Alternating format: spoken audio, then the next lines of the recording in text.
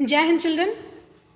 आज की कक्षा में आप सभी अपनी व्याकरण की पुस्तक व्याकरण दीपिका का पाठ 17 अनेकार्थक शब्द यानी होमोनाइम्स पढ़ेंगे। बच्चों, होमोनाइम्स वर्ड्स को हिंदी में अनेकार्थक शब्द कहा जाता है, यानी ऐसा शब्द जिसके कई अर्थ निकलते हों। तो आइए हम इस पाठ को शुरू करते हैं। सबसे पहले पाठ में दिखाए गए दो चित्रों के अनुसार पत्र शब्द का अर्थ क्या होता है। पत्र शब्द का अर्थ होता है, एक पत्र का अर्थ होता है पत्ता और दूसरे पत्र का अर्थ होती है चिट्ठी। तो आइए इन वाक्यों को पढ़कर इनमें अंतर को समझते हैं। तो बेल पत्र से शिव की पूजा होती है। हरि पत्र लिख रहा है। इन दोनों वाक्यों में क्या अंतर है?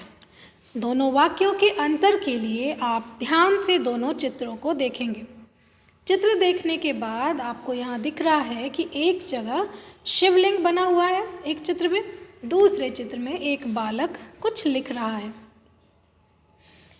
वाक्य क्या है कि बेलपत्र से शिव की पूजा होती है।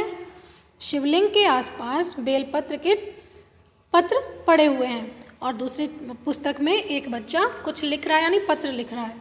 तो अब इन दोनों वाक्यों में पत्र शब्द आया है, लेकिन दोनों शब्दों का अर्थ अगर बदल दिया जाए तो मान लो किसी से पूछा गया कि बेलपत्र से शिव की पूजा होती है, इस वाक्य में पत्र शब्द का अर्थ बताइए। तो मान लो कि आकाश ने इसका अर्थ लिख दिया। आपको 3 ऑप्शन दिए गए हैं, पहला पत्ता, दूसरा चिट्ठी और तीसरा कलम। तो बेलपत्र में से शिव की पूजा होती है, इसमें से पत्र का क्या अर्थ है? तो किसी बच्चे ने लगा दिया पत्ता, किसी बच्चे ने लगा दिया चिट्ठी और तीसरा वाला तो आंसर जो है वो गलत ही है। तो जब किसी बच्चे ने बेलपत्र वाले पत्र के लिए चिट्ठी वाला ऑप्शन सही लगाया है, तो सोचो कि उस वाक्य का क्या अर्थ हो जाएगा। बेल चिट्ठी से शिव की पूजा होती है।